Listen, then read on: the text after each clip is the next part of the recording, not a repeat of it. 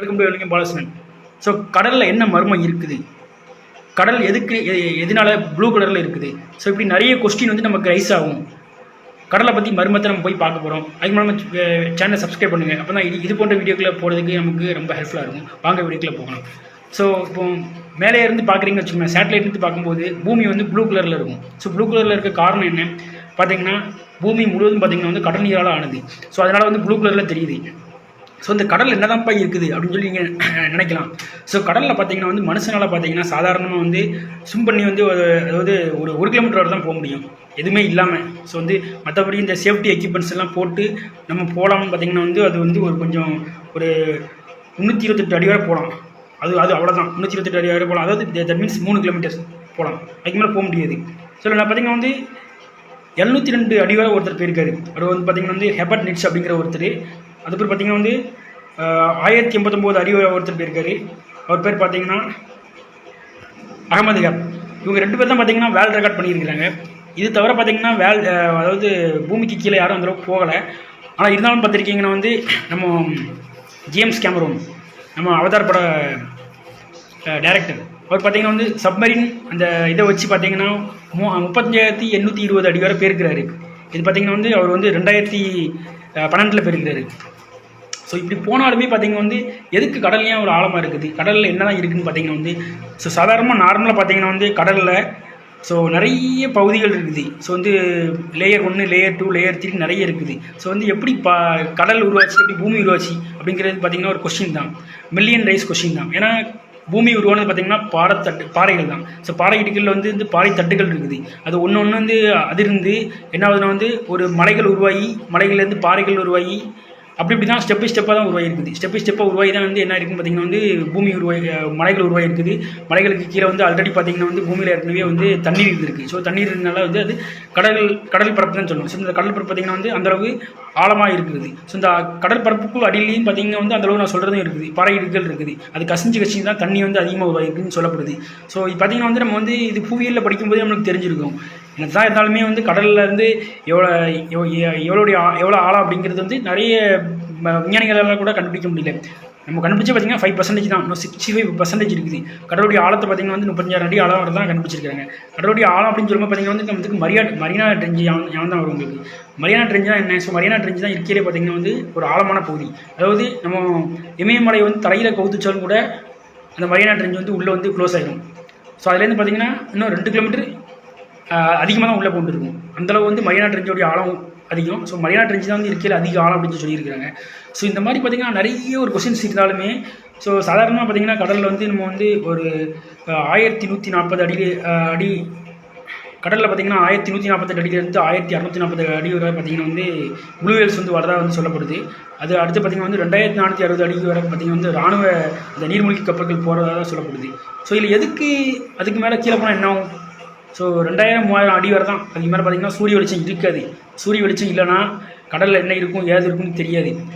பார்த்திங்கன்னா வந்து அதாவது சூரிய வெளிச்சம் இருக்கிற பகுதி வரை தான் வந்து கடல் வந்து ஓரளவு வந்து தட்பவெப்ப நிலையில் வந்து கொஞ்சம் ஹீட்டாக இருக்கும்.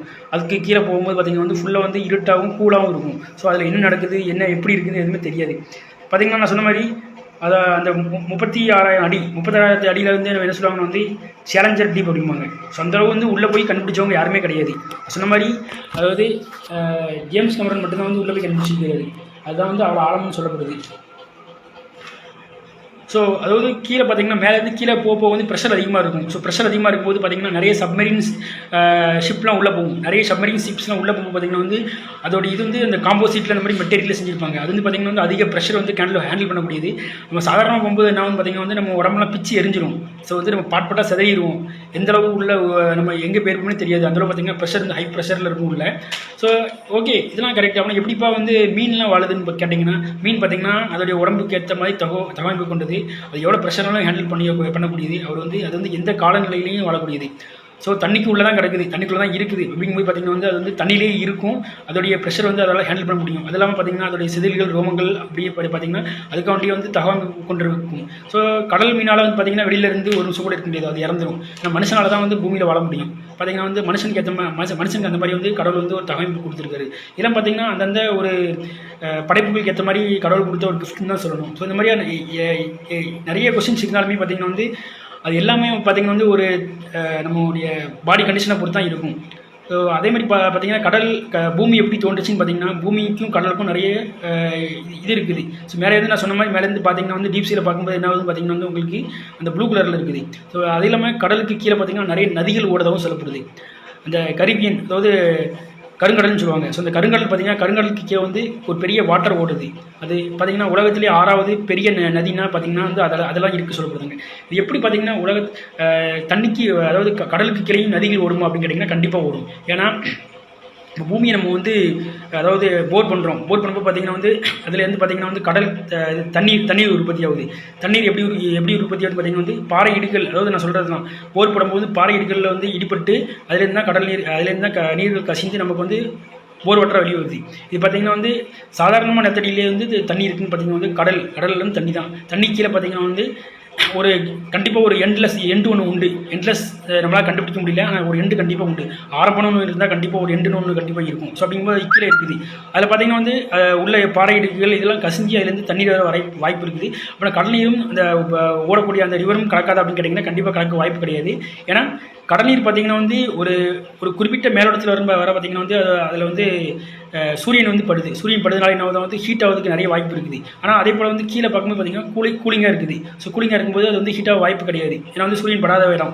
ஸோ அதனால் பார்த்திங்கன்னா வந்து அதோடைய ஒரு செறிவூட்டப்பட்ட ஒரு பகுதியில் வந்து கடல் நீர் பயணிப்பதாகவும் அதில் அடியில் இருக்க ஆறுகள் வந்து அதில் பயணிப்பதாகவும் சொல்லப்படுது. ரெண்டும் வந்து உங்களோட வந்து கலக்காது.